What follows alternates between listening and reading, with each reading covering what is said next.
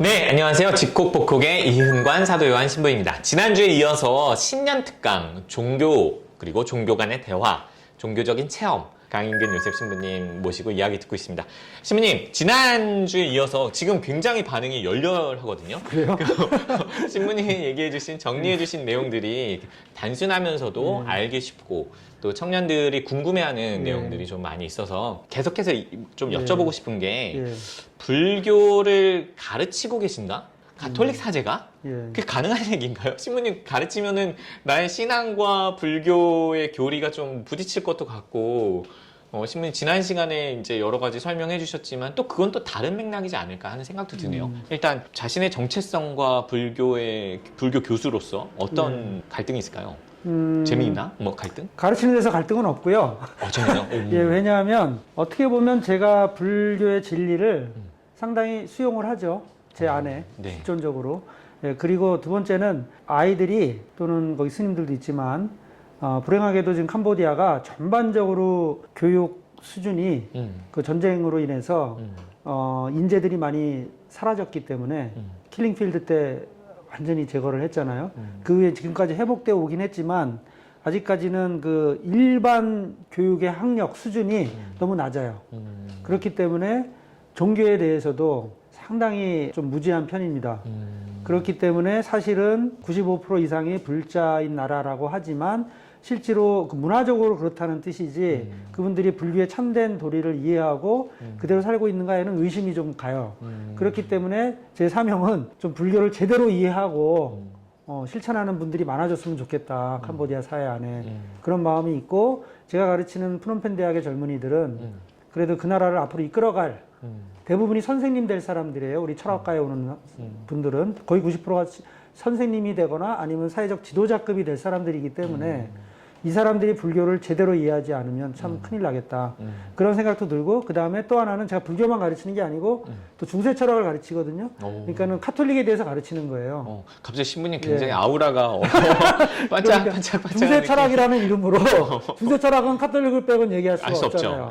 그러니까 학생 중에 스님도 있어요. 그 프놈펜 대학에는. 그 사람들도 하느님에 대해서 얘기를 해야 돼. 시험 보기 위해서. 그러니까 토마스 아퀴나스의 신존재 증명 5가지도 논쟁을 해야 되는 거예요. 그러니까는 이분들이 좀 불교에 대해서 제대로 알고 그다음에 타 종교에 대해서도 좀 깊은 이해를 하게 되면 좀 캄보디아 사회가 좀 더 넓어지지 않을까 앞으로. 이런 마음으로 사명감을 갖고 가르치기 때문에 정체성의 혼란은 가르치는 데서는 없고요. 제가 개인적으로 종교 간의 대화를 위해서 종교 체험을 깊게 해야 되니까 불교 명상에 들어간 적이 많아요. 위파사나 명상이라 그래가지고 아마 우리나라에도 지금 많이 퍼져 있는 걸로 알고 있는데 저도 한 달 해봤어요. 일주일. 보통은 10일 코스죠. 맞아요. 10일 코스고 좀 더 깊어지면 한 달 코스하고 이렇게 들어가는데 제가 그 명상을 했던 체험들 안에서는 그 초창기에 지금은 안 그렇지만 처음에는 갈등이 많았어요. 그게 궁금해요. 그러니까, 지금 갈등하신 게 궁금해요. 아니 왜냐하면 내가 신부고 하나님을 믿고 근데 이제 그런데 그런 걸 다 내려놔야 되거든요. 다 내려놓고 우리가 평소에 하던 우리 예수견들이 잘하는 그 영신수련에 입각한 그런 기도 방법이 아니고 완전히 모든 걸 비우고 생각을 비우는 게 핵심이거든요. 사실은 생각 안 하는 거. 그러면서 호흡에만 집중을 하고 막 그러면서 이제 제 안에서 막 판단이 올라오는 거죠. 이게 지금 내가 뭐 하는 짓인가. 그 다리는 아프고 막 하루에 막 11시간씩 앉아 있어야 되는데 이런 것들이 과연 무슨 의미가 있나. 이제 이런 생각도 들고 그러니까 회의가 많이 일어나는 거죠. 이제 그런 식으로 갈등을 했었다면 초창기에는 나중에 점점 이 명상 체험이 깊어지면 깊어질수록 거기에서 갈등보다는 조화가 생겨나더라고요. 제 안에서는. 왜냐하면 이 나를 비운다는 게 텅 빈 아무것도 없는 nothing 그게 되는 게 아니에요. 핵심은 텅 빈 충만이에요.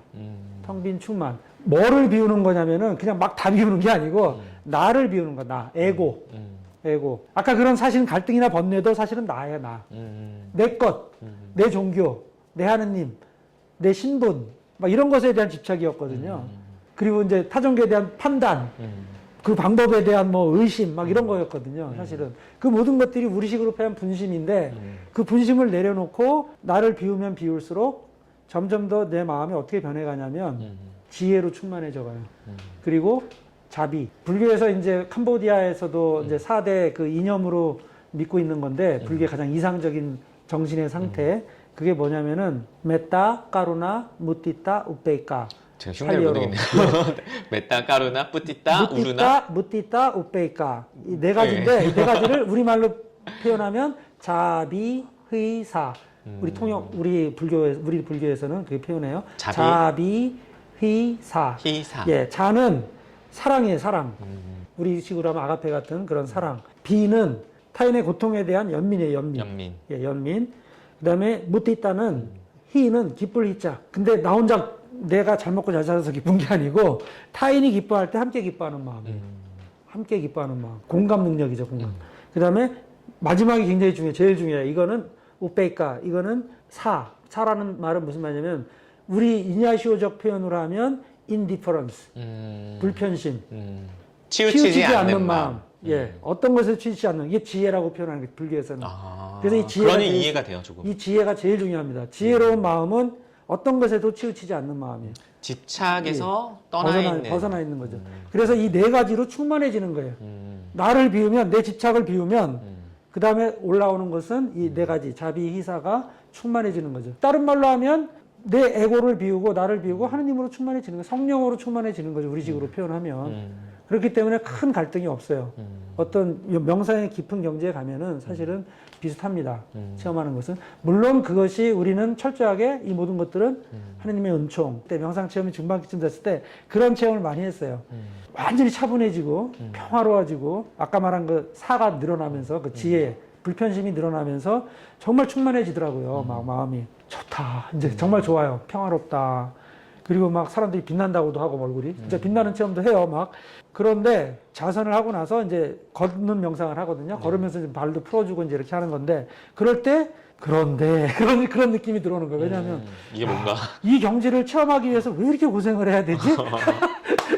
이런 엉뚱한 생각이 들더라고요.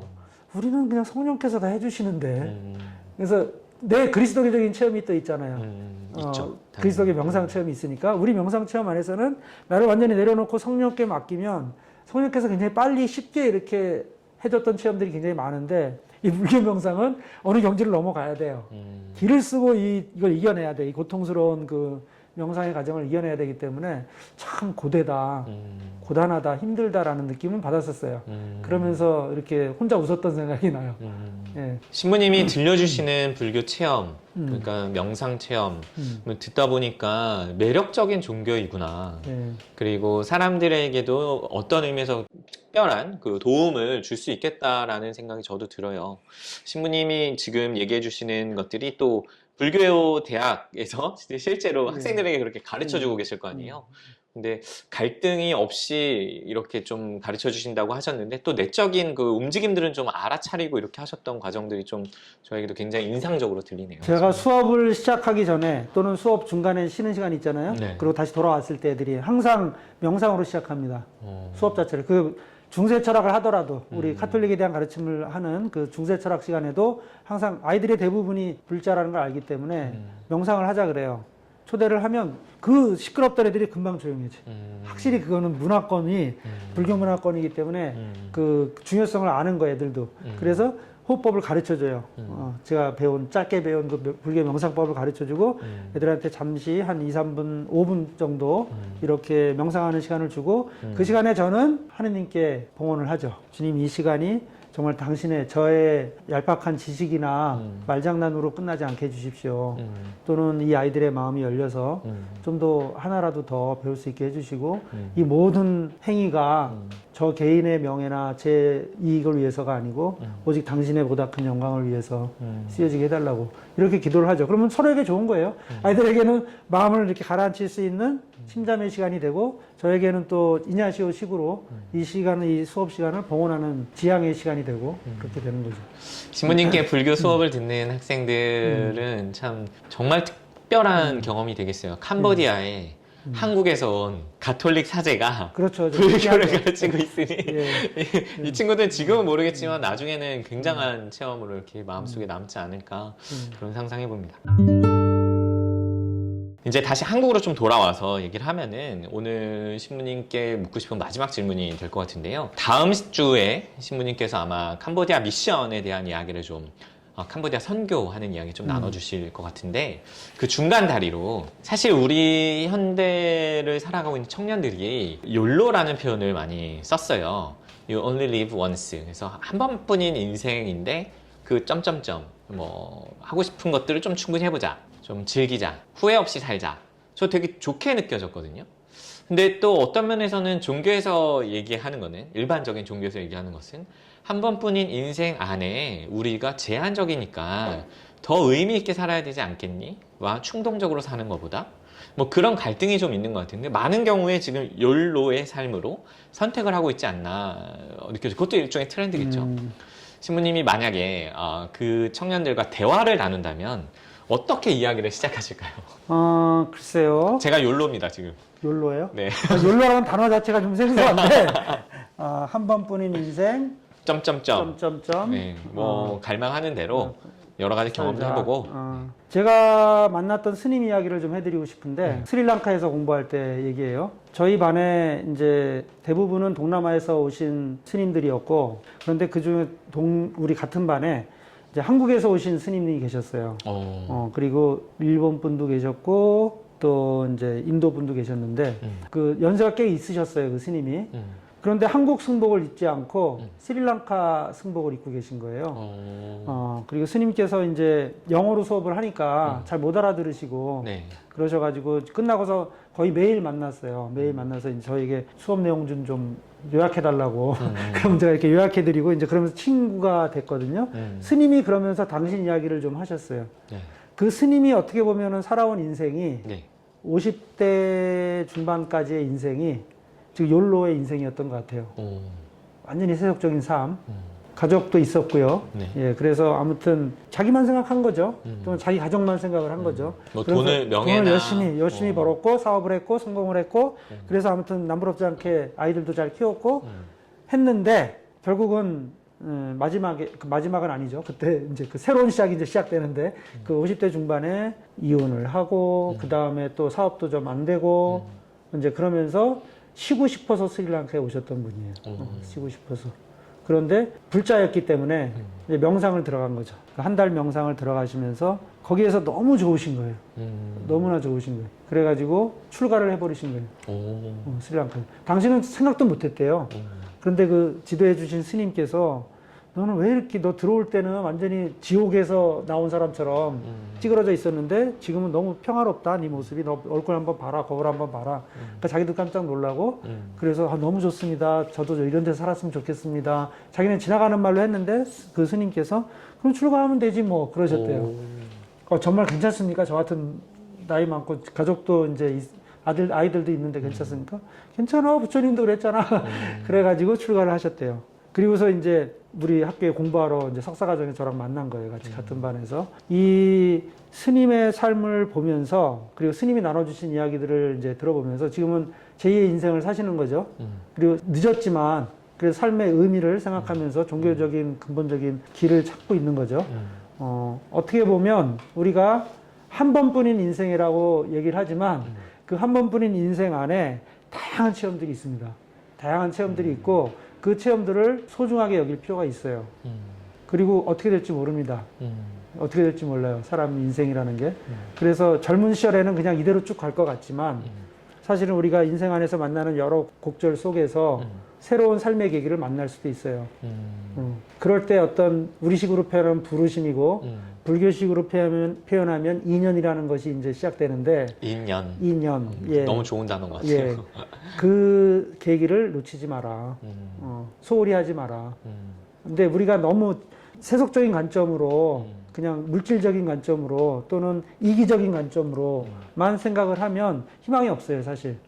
삶에 희망이 없습니다. 조금만 이렇게 눈을 열고 남을 보기 시작하고 그 다음에 내 주변을 보기 시작하고 나보다 더 못한 사람들을 보기 시작하고 궁극적으로는 내 삶의 의미가 뭔가 어디로 와서 어디로 가는가를 이제 생각하기 시작하면 어쩌면은 우리 태도가 달라질 수 있어요. 삶의 태도가. 제가 런던에서 박사학위를 공부할 때 그런 걸 많이 봤어요. 청년들, 우리 청년들, 우리 한국 청년들 유학하러 온 청년들. 영국으로 유학 올 정도면은 알만하잖아요. 그죠? 네. 다 선택받은 사람들이잖아요. 그렇죠. 어떻게 보면. 네. 금수저까지는 아니더라도 금수저 출신도 많았고 그런 젊은이들이었는데 제가 공부를 저도 박사학위를 하면서 주말에는 그 청년들을 위한 기도 모임을 했어요. 런던에서 청년 기도 참사랑 기도 모임이라는 이름으로 기도 모임을 했는데 거기에 왔던 많은 청년들은 욜로들이었을 거예요. 아마 거기 왔을 때는 그 런던에 유학하러 왔을 때는 욜로들이었는데 그 기도 모임을 나오기 시작하면서 조금씩 변화하는 모습들 그리고 그 사람들이 원래 가지고 있었던 갈망들 이런 것들이 표현되기 시작했어요. 그러면서 정말로 아름답게 변해가는 모습들을 많이 봤거든요. 그때 그 런던 한인본당에 우리 본당 주임사절 있던 신부님이 교구 신부님이 그러시더라고요. 저보고 신부님 저는 예전에는 청년 사목 그러면 그냥 술이나 마셔주고 같이 잘 놀아주면 되는 줄 알았다고. 그랬는데 청년들이 신부님과 함께 런던 시내에서 이렇게 모여서 어떤 수녀원에 모여서 이렇게 기도 모임을 하는 모습들을 처음에는 저 의아스럽게 저게 얼마나 갈까라고 생각을 했는데 4년 내내 했거든요. 제가 있는 동안에. 그 안에 많은 청년들이 변하고 그다음에 본당에 와서도 열심히 활동하고 이런 모습들을 보면서 아 청년 사목이라는 게 꼭 술만 먹어주는 게 청년 사목이 아니구나. 함께 진지하게 그 가장 근본적인 가치들에 대해서 특히 복음의 가치들에 대해서 이야기를 나눌 수 있는 공간만 주어진다면 우리 청년들도 속에 있는 이야기들을 참 많이 나누는구나. 이제 이런 것들을 깨달았다고 그 신부님이 말씀하셨거든요. 예, 그래서 욜로 청년들에게 부탁드리고 싶은 거는 여러분들이 생각하고 있는 그것이 전부가 아니다. 삶은 그것보다 훨씬 더 깊고 훨씬 더 많은 가치가 있습니다. 고맙습니다, 신부님. 네. 사실은 마지막에 이제 청년들과 나누고 싶은 이야기를 사실 다음 시간에 또 신부님이 삶을 선택하는 방식, 또 캄보디아 미션, 그러니까 선교를 하는 그 원인, 거기에서 조금 더 세세하게 드러날 것 같은데요. 다음 주, 그 다음 주에 이야기도 신부님과 함께 나눠보도록 하겠습니다. 오늘 지콕보콕 2022년 신년 특강의 첫 번째 게스트로 함께 해주셔서 신부님 너무 감사드리고요. 지금 아마 캄보디아 미션은 이제 이게 방영될 쯤에 돌아가셨을 텐데 저희도 기도하고 또 신부님 후원 같은 것도 많이 필요하실 것 같은데요. 저희 또 신부님께 후원하시고 싶은 분들 저희 밑에 후원할 수 있는 방법 알려드릴 테니까요. 캄보디아 선교사 신부님 많이 도와주시면 좋겠습니다. 여러분 그러면 다음 주에 다시 만나요. 신부님 같이 인사할까요? 예. 네, 여러분 안녕. 안녕.